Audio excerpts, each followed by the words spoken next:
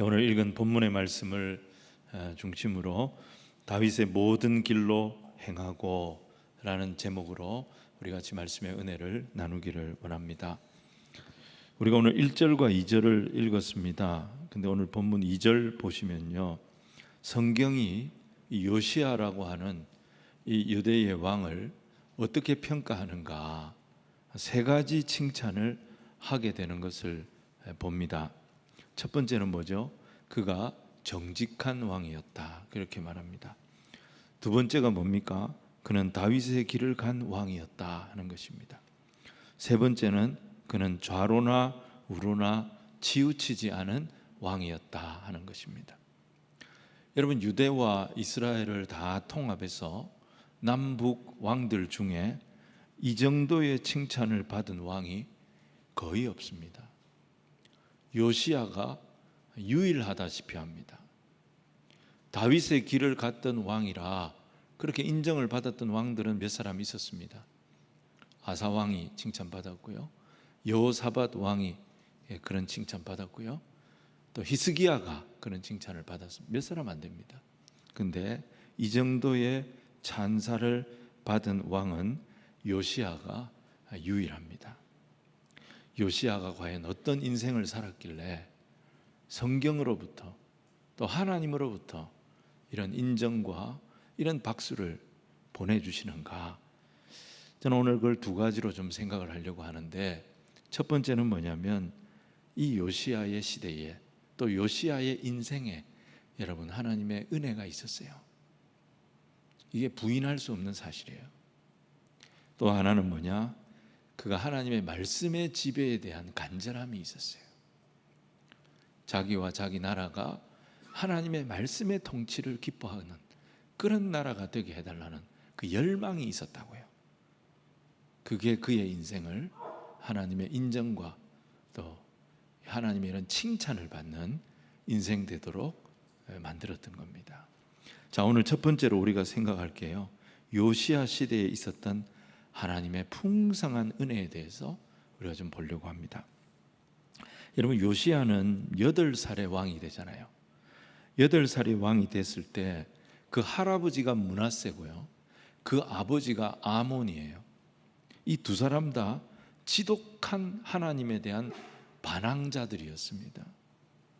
하나님을 거부했을 뿐 아니라 온 천지에 우상을 퍼뜨렸습니다. 그 때문에 이 두 왕의 시대의 유다는요, 침체될 대로 나라가 영적으로 침체된 상태였습니다. 그리고 요시야는 왕이 되기 직전에 정말 충격적인 그런 어떤 경험을 하게 됩니다. 열왕기에는 이 기사가 나와 있지 않은데 병행 본문이라고 할 수 있는 역대하 33장 10절 이후의 말씀을 보면 므낫세 왕에게 어떤 일이 벌어지냐면요, 이 사람이 55년을 통치했잖아요. 하나님 말씀 안 들었던 왕이에요. 우상을 온 예루살렘과 유다를 우상천지로 만들었던 사람이에요. 그리고 하나님보다 누굴 믿었습니까? 사람을 믿었지요. 사람 중에 누굴 믿었습니까? 아수르 왕을 믿었어요. 아수르 왕을 붙잡고 있으면 자기가 안전할 거라고 생각했는데 임기 말년에 아수르 왕에게 배신당합니다. 아수르 왕이 온 몸에 쇠사슬로 묶어가지고 유다의 왕을 포로로 바벨론 지역으로 끌고 갑니다. 거기서 완전히 밑바닥까지 떨어져서 므낫세가 하나님을 만납니다. 그리고 회개하고 돌아오기는 돌아옵니다. 요시야는 어린 시절에 자기 할아버지가 쇠사슬에 묶여가지고 포로로 끌려가는 것을 지켜봤습니다. 그리고 그의 아버지 아몬은 그런 모습을 다 보면서도 회개하지 않고 끝까지 하나님 대적했지요. 그러다가 2년밖에 통치를 못하고 부하의 손에 암살당합니다. 요시야는 그 아버지가 암살당하는 바람에 응급결에 왕이 된 거예요. 8살 나이는요, 우리 말하면 초등학교 1학년입니다. 초등학교 1학년은 온 식구들한테 사랑받고 축복받고 뭐 조금만 잘하면 박수받고 그래야 할 나이거든요. 근데 그 나이에 요시야는 나라의 존망을 고민해야 되는 그런 형편에 내몰리게 된 겁니다.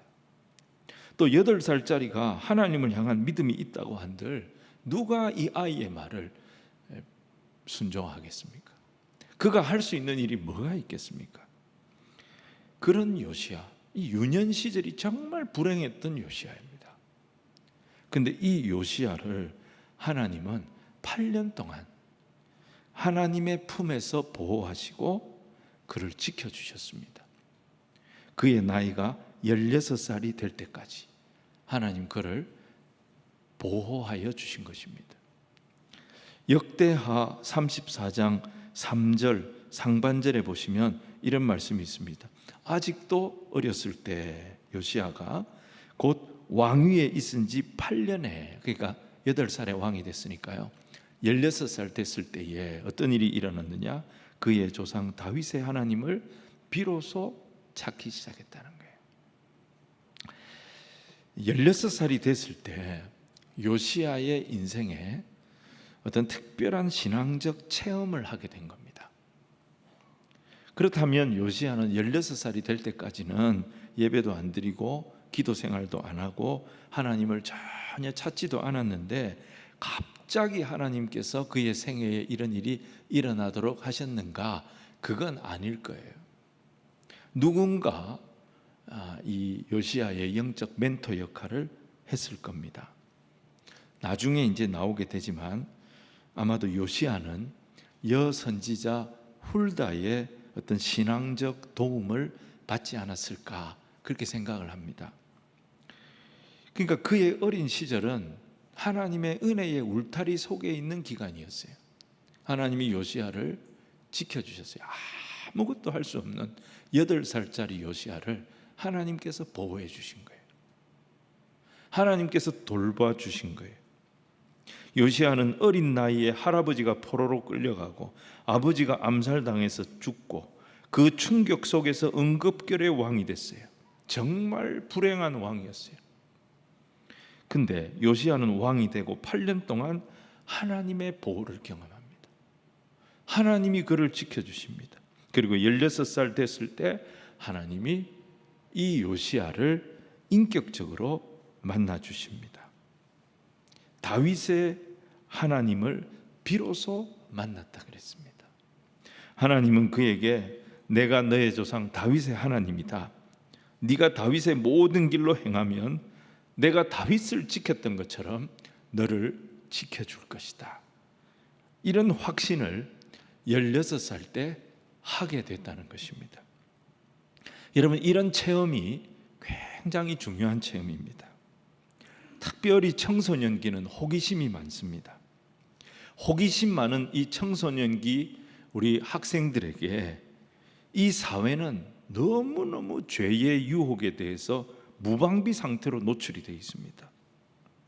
그리고 이들이 이 세상에서 경험하는 일들은 많은 일들이 상처받기 딱 좋은 일들이고요, 낙심하기 딱 좋은 그런 일들입니다. 이런 청소년의 때에, 청년의 때에 하나님을 한번 뜨겁게 만날 필요가 그래서 꼭 있는 겁니다. 수련회나 또 기도회를 통해서 진짜 하나님이 나를 사랑하시는구나, 이 체험을 이때 해야 되는 것입니다. 마음의 상처도 있고 분노도 있고 여러 고민도 있고 또 부끄러운 것도 있고 그런 인생이지만 하나님은 나를 누구보다도 사랑하시고 하나님은 나를 받아주신다. 이 은혜의 만남이 청소년 때에 필요하다는 것입니다.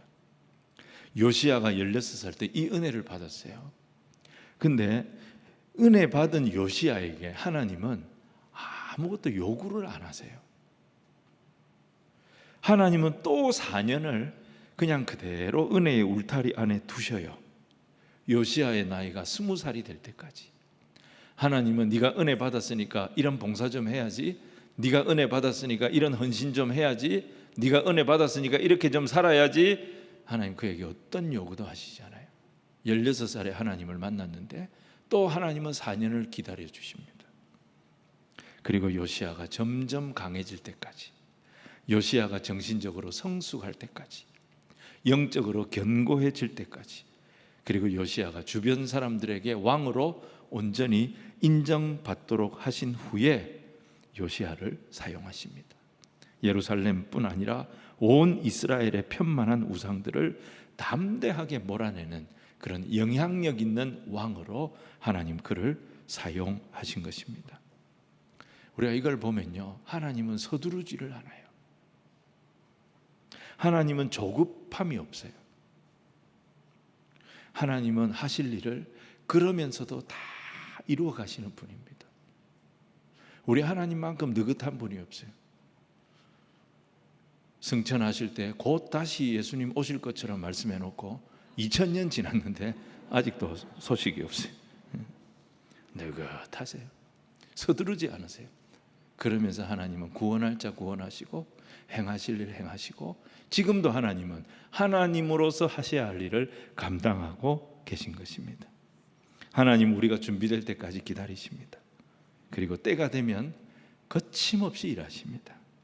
요시야를 12년 동안 품으셨어요. 근데 아무것도 안 하신 게 아니에요. 이 12년 동안 요시야를 영적으로 성장하게 하셨어요. 유대가 어떤 나라인지 가르쳐 주셨어요. 유대의 왕은 무엇을 해야 하는지 알게 하셨어요. 그리고 가장 귀한 신앙의 표준, 왕의 표준이라고 할 수 있는 다윗의 길이 어떤 길인지 배우게 하셨습니다. 또 어린 나이에 얼마나 큰 상처를 많이 받았습니까? 그 상처를 다 만져주시고 치료해 주시는 풍성한 은혜를 요시야에게 맛보게 하시면서 그가 삐뚤어지지 않고 온 민족을 품고 부흥을 일으킬 수 있는 넉넉한 왕으로 12년 동안 하나님께서 요시야를 준비시켰다는 것입니다. 우리가 요시야를 보면서 한 번 더 기억해야 될 게 뭐냐면 그게 은혜의 힘입니다. 자녀들이 자랄 때 분명히 부모가 감당해 줘야 될 영역이 있습니다. 어떤 인생의 질서도 좀 잡아줘야 되고요, 어떤 습관도 좀 좋은 습관을 만들어 줘야 되고요, 무엇이 중요한지 우선순위도 좀 가르쳐 줘야 되고요, 부모가 분명히 하나님의 대리인으로서 감당해 줘야 될 영역이 있습니다. 근데 부모들이 알아야 됩니다. 우리가 다 해줄 수가 없어요. 또 부모가 하는 거 아무리 애를 써도 한계가 있다는 것을 알아야 합니다. 결국 이 아이에게 뭐가 있어야 됩니까? 하나님의 은혜가 있어야 하는 것입니다. 어린 시절에 요시야는 얼마나 고난을 당했습니까? 요시야는 얼마나 충격적인 일을 봐야 했습니까? 그리고 그게 소롯이 그의 마음속에 상처가 되지 않았겠습니까?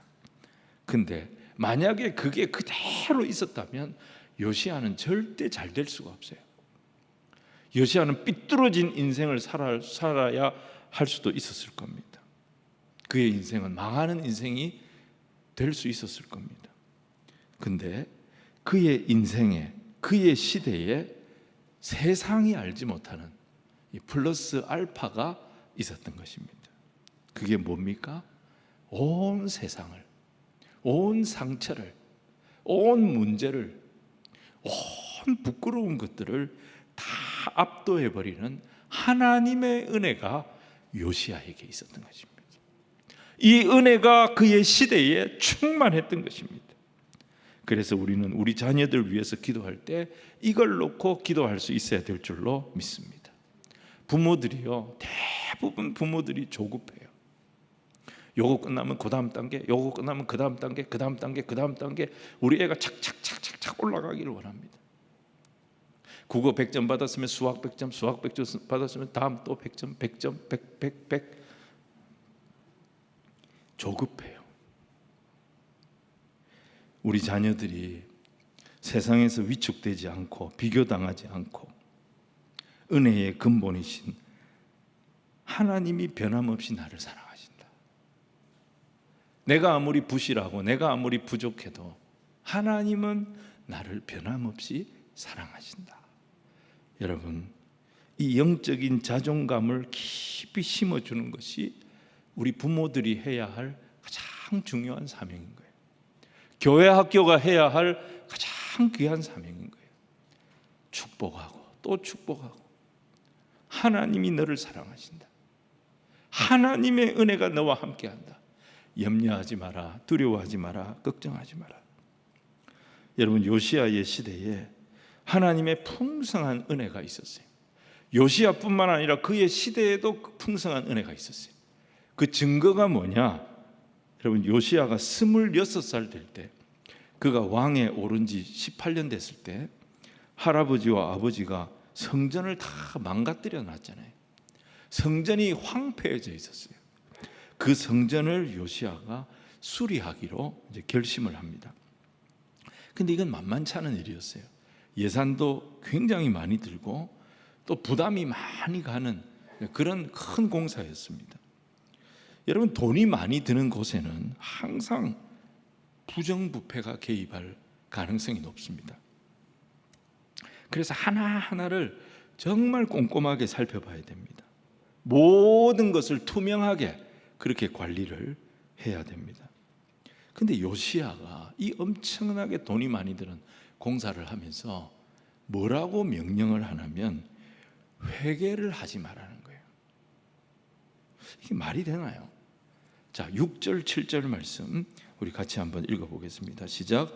곧 목수와 건축자와 미장이에게 주게 하고 또 제목과 다듬은 돌을 사서 그 성전을 수리하게 하라. 그러나 그들의 손에 맡긴 은을 회개하지 말지니 이는 그들이 진실하게 행함이니라. 왜 회개를 하지 말라고 했을까요? 회개할 필요가 없었던 것입니다.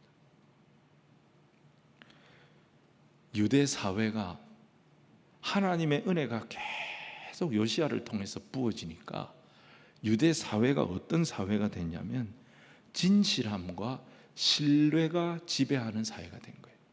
사람이 사람을 믿는 사회가 된 거예요. 그리고 사람 앞에, 하나님 앞에 진실하게 행하는 사회가 됐던 거예요. 아무리 사람이 계산을 하고 아무리 내가 속여서 이익을 취해야지 그런 생각을 하더라도 그 모든 마음을 하나님의 은혜가 다 녹여버리는 거예요. 이런 시대가 요시야의 시대. 요시야의 시대는요, 요시야 개인의 삶에 하나님의 은혜가 풍성했을 뿐 아니라 그가 다스리는 유대 나라 전체에 하나님의 은혜가 지배하던 시대였다는 거예요. 여러분, 이게 엄청난 사회적 힘입니다. 우리 사회를 한번 보세요. 사람이 사람을 못 믿어요. 못 믿기 때문에 우리가 얼마나 많은 조직을 만드는 줄 아십니까? 얼마나 많은 직책을 만드는 줄 아십니까? 얼마나 많은 비용을 거기에 지불하는지 아십니까? 불신의 문제를 해결하려고, 분쟁을 해결하려고 얼마나 많은 사회적 비용이 여기에 들어가는지 아십니까? 요시야의 시대에 거기에 돈을 쓸 필요가 없었어요. 신뢰와 진실이 통하는 시대였어요. 뭐가 있었기 때문에? 하나님의 거부할 수 없는 온 우리의 연약함을 압도하는 하나님의 은혜가 있는 시대였다는 거예요. 여러분, 요시야는 이게 있었기 때문에 강하고 담대하게 나라를 통치해 나갈 수가 있었던 것입니다. 우리가 어떻게 하면 여러분 이 세상에서 강해질 수 있을까요? 내가 강한 척 한다고 강해질 수 있을까요? 나는 강해, 나는 강해, 나는 강하다니까 뭐 이런 마인드 컨트롤을 열심히 하면 우리가 강해집니까? 디모데후서 2장 1절 보면요, 사도 바울이 디모데한테 이렇게 말합니다. 내 아들아, 그러므로 너는 그리스도 예수 안에 있는 은혜 가운데서 강하고 그랬어요. 여러분, 우리는 강하지 않아요. 강한 척 하는 거지 우리는 어느 누구도 강하지 않아요. 우리는 죄 앞에 무너지기 쉽고요, 우린 실수도 많이 합니다. 우리는 강하지 않아요. 근데 우리가 강할 수 있는 유일한 길이 뭐냐? 그리스도 예수 안에 있는 은혜 때문에 강해지는 거예요. 그 은혜가 강한 거예요. 여러분, 오늘도 이 은혜가, 나의 연약함을 덮는 이 그리스도의 강한 은혜가 저와 여러분을 덮고 있음을 믿으시기를 바랍니다. 이 은혜 위에 세워진 교회가 음부의 권세를 이기는 교회가 된다고 그랬습니다. 여러분, 이 은혜가 충만했을 때 요시아의 시대에는요, 세상을 부러워하지 않았어요. 이 은혜가 충만했을 때 하나님 외에는 두려운 게 없는 시대였어요. 그래서 요시아의 시대가 강한 시대가 될 수 있었던 것입니다. 우리가 아무리 대단하고 우리가 아무리 똑똑해도 우리는 강해질 수가 없어요. 사랑하는 여러분, 하나님의 은혜를 붙잡을 때, 하나님의 은혜가 우리 시대에 부어질 때, 하나님의 은혜가 우리 교회를 지배할 때, 하나님의 은혜가 우리 성도들의 심령을 장악할 때 우리 인생이 살아나고 우리 교회가 살아나고 우리 사회가 살아나는 놀라운 은혜가 있게 될 줄로 믿습니다. 우리 위에 이 은혜가 더욱 충만히 부어지기를 같이 기도하고, 또 하나님께서 그렇게 은혜 주시기를 늘 바라는 저와 여러분이 되기를 주님 이름으로 축원을 드립니다. 오늘 두 번째는요, 요시야가 하나님께 더 가까이 나갑니다. 이 요시야 왕 18년, 그러니까 왕의 나이 26살 때 성전을 수리했다고 그랬잖아요. 그때 율법책이 발견이 됩니다. 이게 이제 모세 오경이었습니다. 토라. 근데 역대하 34장 14절 보면 이 율법책이 어디서 발견이 되느냐? 헌금궤 안에서 발견이 됩니다. 당시에 하나님의 말씀을 양피지에 기록했, 이 두루마리 성경이었습니다. 그 부피가 이제 상당했습니다. 그래서 이 말씀을 주로 이제 어디다 두냐면, 이 말씀은 언약궤가 있는 지성소 옆에 두게 돼 있습니다. 근데 이 율법책이, 잃어버린 율법책이 어디서 발견이 되느냐? 헌금궤. 거기 이제 헌금을 계수를 하다가 넣고 빼고 하다가 그 안에서 이 율법책이 발견이 된 거예요. 성전에는 세 개의 뜰이 있습니다. 제일 안쪽에 있는 뜰이 제사장의 뜰입니다. 이 뜰은 제사장만 밟을 수가 있습니다. 그 다음이 이스라엘의 뜰입니다. 여기는 이스라엘의 남자들만 들어갈 수가 있습니다. 그 다음에 있는 뜰이 여인의 뜰입니다. 이곳은 이스라엘 백성이라면은 남녀노소 누구든지 들어갈 수 있는 곳이었습니다. 나중에 이제 헤롯 시대에 성전이 중축이 되면서 뜰이 하나 더 늘어나는데 그게 바로 이방인의 뜰입니다. 그럼 헌금궤는 어디에 뒀느냐? 이스라엘 백성이면 누구든지 들어갈 수 있는 여인의 뜰에 이 헌금궤가 있었습니다. 율법은요, 하나님의 말씀은 지성소 곁에 둬야 됩니다. 근데 지성소에서 가장 멀리 떨어져 있는 그 여인의 뜰, 헌금궤 안에 이 율법책이 들어가 있었다는 것입니다. 왜 그랬을까? 므낫세와 아몬, 이 두 왕은 57년을 통치하거든요. 이들이 했던 가장 악한 죄가 성전을 파괴하는 죄였습니다.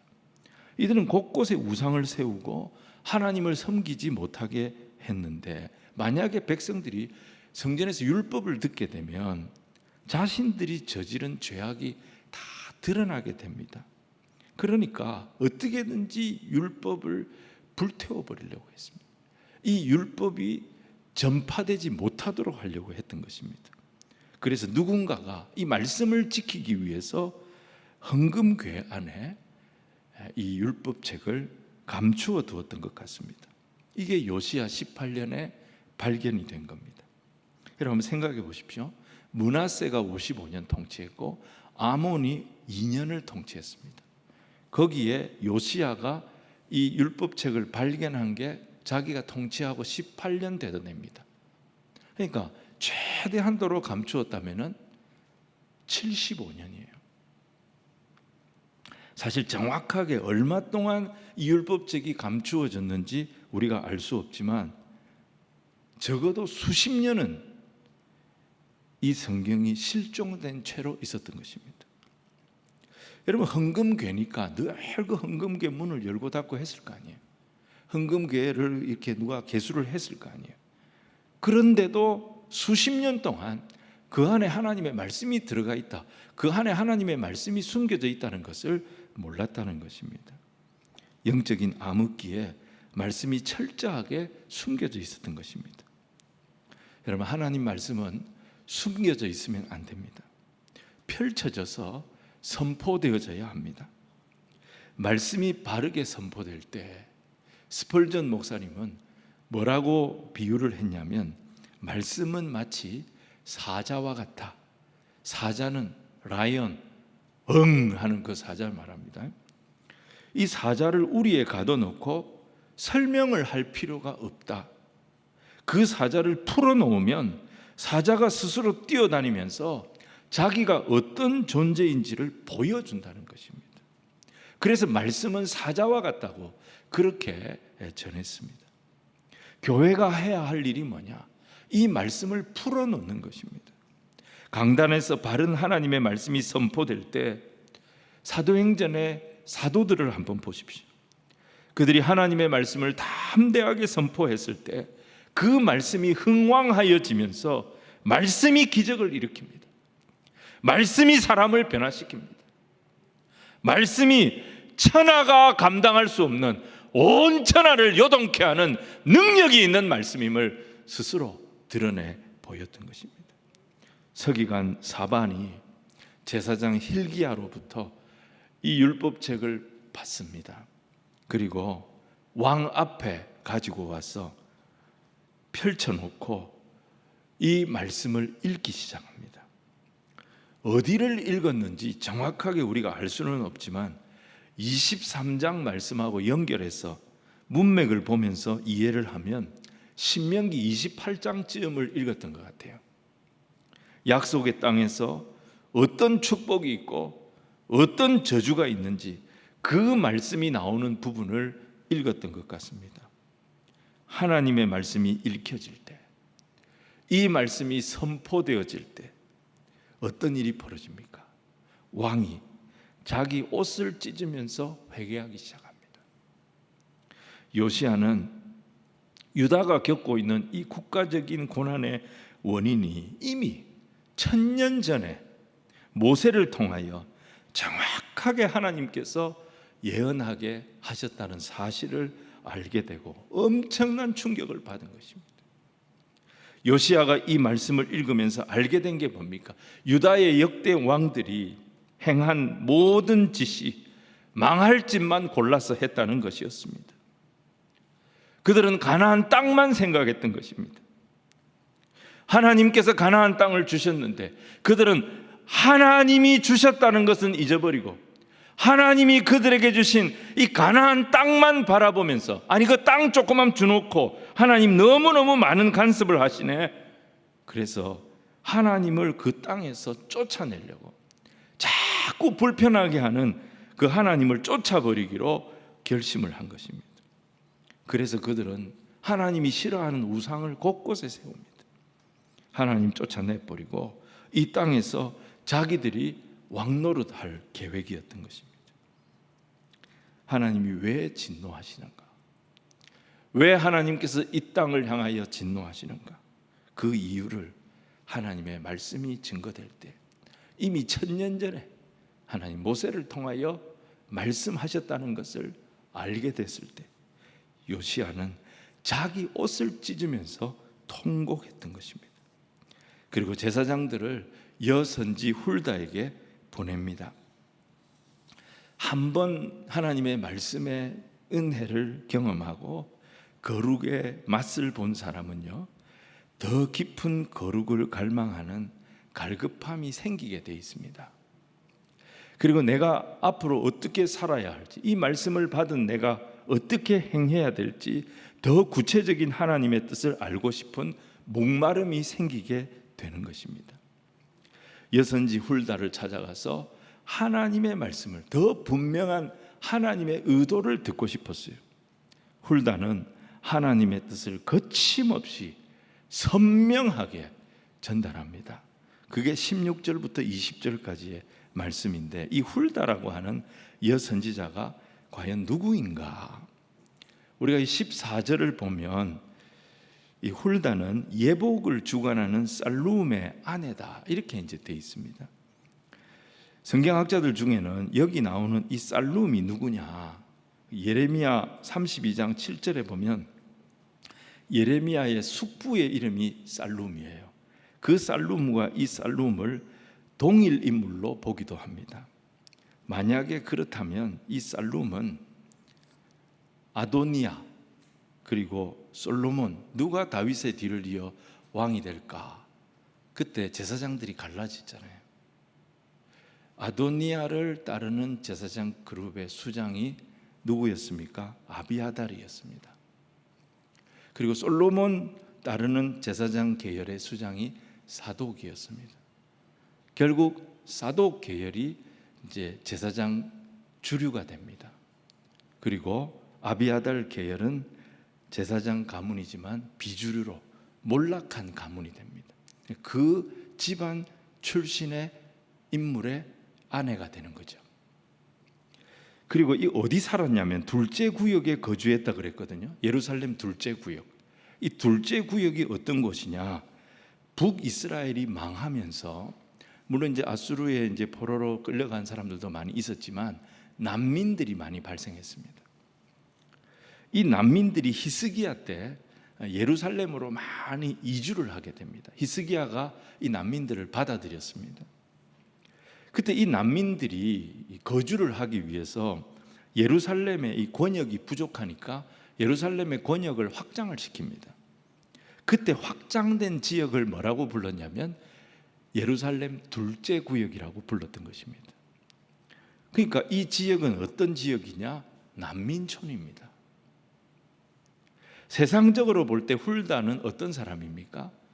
당시로서는 뭐 그렇게 대접을 받지 못했던 여성이었습니다. 그리고 몰락한 제사장 집안의 아내였습니다. 난민 지역에 사는 사람입니다. 그러니까 신분적으로 볼 때 왕이 그렇게 주목해야 될 이유가 없는 사람이에요. 그런데 요시야는 신분이 중요한 것이 아니고 하나님의 말씀이 임하는 곳을 찾아간 거예요. 사람을 본 것이 아니라 하나님이 그 사람을 어떻게 쓰시고 하나님이 그 사람을 통해 어떻게 말씀하시는가, 거기에 주목해서 이 훌다를 찾아간 거예요. 아마 훌다는 그 이전부터 요시야와 영적인 교류가 있었던 것 같아요. 훌다의 증거는 두 가지였습니다. 하나는 유다의 멸망은 못 막는다는 겁니다. 그리고 또 하나는 뭐냐? 왕이 하나님 말씀 앞에 겸비하고 옷을 찢고 통곡했기 때문에 왕의 당대에는 하나님께서 왕을 지켜 주시겠다. 그렇게 이제 하나님의 뜻을 전해준 거예요. 요시야는 이 말을 듣고 난 뒤에 23장을 보시면 더 강력한 신앙 개혁을 일으킵니다. 요시야가 왜 더 강력한 신앙 개혁을 서둘러서 진행을 했을까요? 요시야는 좀 단명하지 않습니까? 31년 통치했다 그랬잖아요. 8살의 왕이 돼가지고 31년 통치했으니까 40을 살지 못했어요. 자기에게 주어진 시간이 길지 않다고 생각했어요. 근데 유대의 멸망은 못 막는다는 거예요. 그러면 자기가 뭘 해야 될까? 그 멸망을 준비해야 되겠다. 멸망을 대비해야 되겠다. 하나님께서 나에게 유다의 멸망을 대비할 시간을 주셨다. 그렇게 보았던 것입니다. 19절 말씀을 우리가 이 시간에 같이 한번 읽어보겠습니다. 19절 시작. 내가 이곳과 그 주민에게 대하여 빈터가 되고 네가 듣고 마음이 부드러워져서 여호와 앞 곧 내 앞에서 겸비하여 옷을 찢고 통곡하였으므로 나도 네 말을 들었노라. 여호와가 말하였느니라. 요시야는 하나님의 말씀을 받으면서 하나님께서 내 기도를 들어주셨다, 하나님께서 내 기도를 들어주시겠다, 이것을 그는 크게 받았습니다. 여러분, 요시야가 무슨 기도를 했을까요? 요시야가 기도한 내용은 나오지 않아요. 네가 내 앞에 겸비했기 때문에, 하나님 뭐라고 하신 거예요? 네가 내 말을 들었기 때문에 나도 너의 말을 듣겠다 그랬거든요. 그게 요시야의 기도를 들어주겠다는 거예요. 근데 요시야의 기도의 내용이 나오지 않아요. 근데 우리가 23장 2절 3절을 보면 요시야가 어떤 기도를 했을까 하는 것을 추측할 수가 있어요. 자, 2절 3절을 같이 읽겠습니다. 시작. 이에 왕이 여호와의 성전에 올라가매 유다 모든 사람과 예루살렘 주민과 제사장들과 선지자들과 모든 백성이 노소를 막론하고 다 왕과 함께 한지라. 왕이 여호와의 성전 안에서 발견한 언약책의 모든 말씀을 읽어 무리의 귀에 들리고, 왕이 단 위에 서서 여호와 앞에서 언약을 세우되 마음을 다하고 뜻을 다하여 여호와께 순종하고 그의 계명과 법도와 율례를 지켜 이 책에 기록된 이 언약의 말씀을 이루게 하리라 하며 백성이 다 그 언약을 따르기로 하니라. 요시야가 온 백성들을 성전에 불러 모아요. 그리고 그들 앞에서 선포를 합니다. 유다는 이제부터 말씀의 나라가 될 것입니다. 그러니까 이 요시야의 기도가 뭐였겠어요?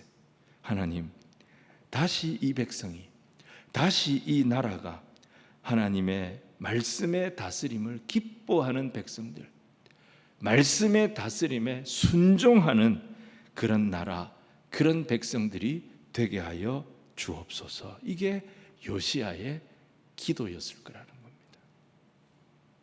요시야는 훌다를 통해서 주시는 하나님의 말씀을 받았습니다. 그리고 알게 됐습니다.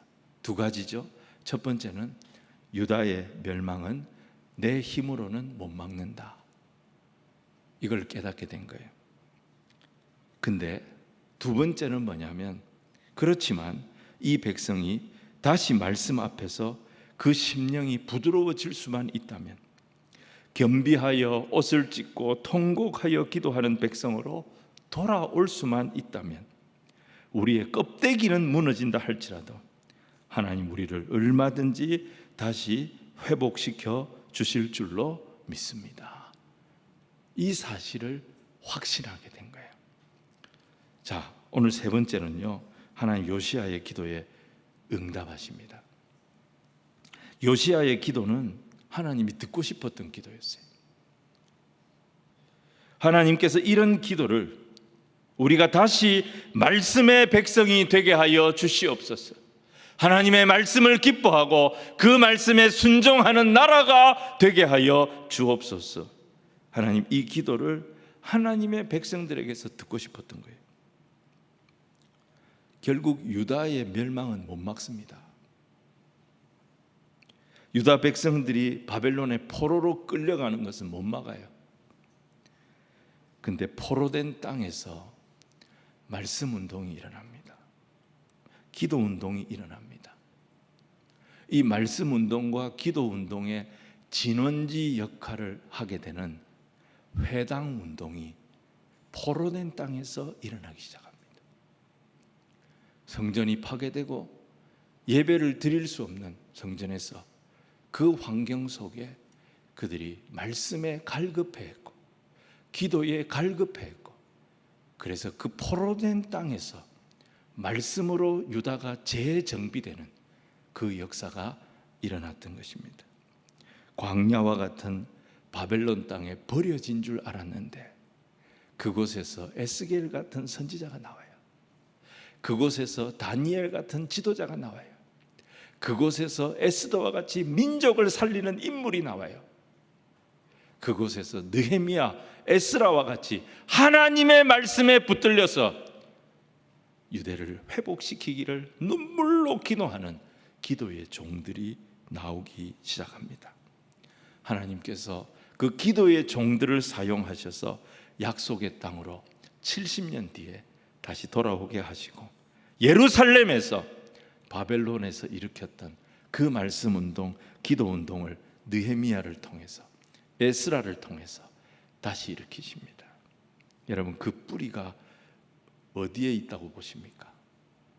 요시야의 기도에 있었던 것입니다. 주여, 이 나라가 다윗의 모든 길을 따라가는 말씀의 나라가 되게 하여 주옵소서. 하나님은 이 요시야의 기도를 들으시고 응답하신 것입니다. 믿는 자의 기도는 그래서 땅에 떨어지지 않는 거예요. 비록 유다는 망했습니다. 그 백성은 바벨론 땅에 포로로 끌려갔어요. 근데 그곳에서 그들이 새로워집니다. 그들의 영혼이 새로워집니다. 무너진 곳에서 그들이 교만하여 하나님보다 세상을 더 크게 보다가 그들의 껍데기는 무너졌지만, 무너진 그곳에서 말씀이 회복되고, 눈물이 회복되고, 기도가 회복되고, 예루살렘을 소망하는 찬양이 회복되고, 그러면서 유다의 영혼은 맑은 영혼, 아름다운 영혼으로 회복이 되기 시작했던 것입니다. 여러분, 하나님의 말씀은 우리의 영과 혼을 찔러 쪼갠다 그랬잖아요. 여러분, 누구도 접근할 수 없는, 어떤 과학자도, 어떤 심리학자도 누구도 접근할 수 없는 영역이 내 영혼의 영역입니다. 내 심령의 가장 깊은 곳을 아무도 못 들어가는데, 그 영혼의 가장 깊은 곳을 만지시고 다루시고 고치시고 치료하시는 분이 하나님이시라는 거예요. 하나님 말씀이 내 영혼에 들어갈 때 우리가 살아나는 거예요. 여러분, 영혼이 살아날 때 그때 인생을 하나님 살리십니다. 요한 3서 1장 2절에 뭐라 그랬습니까? 사랑하는 자여, 내 영혼이 잘됨 같이 네 범사가 잘되고 강건하기를 내가 간구하노라. 저는 우리 성도들이 다른 어떤 것보다도 하나님의 말씀과 하나님의 은혜가 충만해져서 영혼이 치료되는, 영혼이 맑아지는, 영혼이 아름다운 그런 성도, 그런 교회 되기를 주님 이름으로 축원을 드립니다. 오늘은 주일이면서 또 우리에게는 광복절 76주년입니다. 오늘 말씀이 우리에게 주는 또 다른 교훈이 있다면 뭐가 있을까요? 하나님 우리나라를 이 시대의 예루살렘으로 삼으셨어요. 이 민족의 근대화 100년의 시간은요, 성경에 나오는 이스라엘 백성 1000년의 시기하고 너무너무 비슷해요. 신사참배 거부하면서 말씀대로 살려고 목숨을 걸었던 그 선교사들의 피눈물의 기도, 여러분, 그 기도 때문에 하나님 이 땅에 광복의 은혜를 주신 거예요. 근데 우리가 그 은혜를 다 잃어버렸어요. 우리 영혼이 지금 병이 들었어요. 영혼이 병이 드니까 범사에 문제가 생겨요. 정치, 경제, 사회, 교육, 외교, 남북관계 모든 것 하나 제대로 되는 것이 없습니다. 우리의 속은 어떻습니까? 분노, 분쟁, 우울, 소외, 고독, 자살, 안팎으로 문제가 끊어지지가 않는 거예요. 하나님 히스기야 때 어떻게 하셨습니까? 도저히 이길 수 없는 나라가 쳐들어왔는데 히스기야가 하나님 앞에 눈물로 기도했을 때 이길 수 없는 전쟁을 이기게 하셨습니다.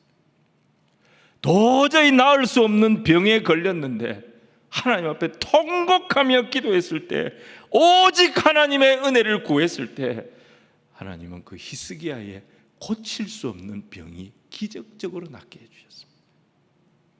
엄청난 은혜를 히스기야 때에 부어주셨는데 그 아들이 그 은혜를 다 무시해버려요. 온 세상 천지 우상을 예루살렘에 다 끌어들입니다. 성전 뜰에 우상 세워질 때 모세 언약, 다윗 언약 다 깨진 겁니다. 근데 요시야가 다시 하나님의 말씀을 회복하고 그 말씀을 보면서 우리 선조들의 죄가 무엇인지 알게 되고 그 하나님의 진노 앞에, 그 하나님의 말씀 앞에 옷을 찢고 통곡하며 기도하기 시작할 때 하나님 그 기도를 들으시고 요시야가 사는 날 동안 부흥의 불씨가 꺼지지 않도록 유다의 마지막을 준비할 수 있도록, 아니 유다의 회복을 준비할 수 있도록 하나님 요시야에게 기회를 허락하여 주셨던 것입니다. 하나님, 저도 다윗의 자손입니다. 제가 부족하지만 다윗의 길을 가겠습니다. 이 나라가 말씀의 나라 되게 하여 주옵시고 하나님의 은혜가 거두어지지 않도록 인도하여 주옵소서. 요시야의 눈물의 기도를 하나님 받으시고 그에게 은혜를 베풀어 주셨던 것입니다. 오늘도 마찬가지입니다. 여러분, 우리 머리가 우리 인생 지키는 게 아닙니다. 똑똑한 사람이 우리나라를 지키는 게 아니에요. 우리는 믿어야 됩니다. 우리는 그걸 알아야 됩니다. 두 가지가 이 나라를 지키고 있고, 두 가지가 우리 교회를 지키고 있고, 이 두 가지가 우리 가정을 지키고 있고, 이 두 가지가 우리 한 사람 한 사람 지키고 있어요. 요시야의 시대를 지켰던 하나님의 은혜가 우리를 지키고 있고, 하나님의 말씀이 그 말씀을 기뻐하고 순종하는 백성을 지키고 계신 것입니다. 은혜 뺏기면 다 뺏기는 거예요. 말씀 잊어버리면 우리는 다 잃는 겁니다. 이게 우리가 사는 길입니다. 우리와 우리의 후손들이 이 하나님의 은혜를 붙들 수 있도록, 하나님의 말씀을 기뻐할 수 있도록 우리와 우리의 다음 세대와 우리의 교회를 위하여 계속 기도하는 저와 여러분이 되어야 될 것입니다. 그러면 하나님께서 그 은혜와 말씀으로 저와 여러분과 우리의 다음 세대를 지켜 주실 줄로 믿습니다.